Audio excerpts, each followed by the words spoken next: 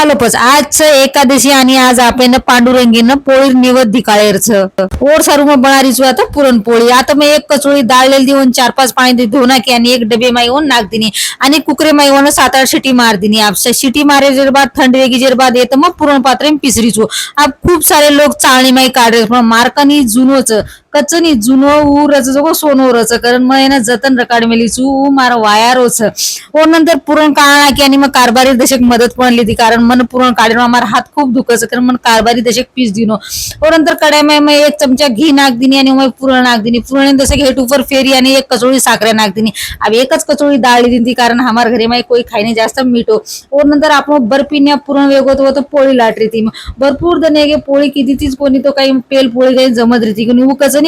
पेल पोळी देवेर निवेदरच तो नंतर मोहन आसमाली घी माई शेकना की आवून लगावायचो मग चावळ डाळ आणि मिठो किती दूध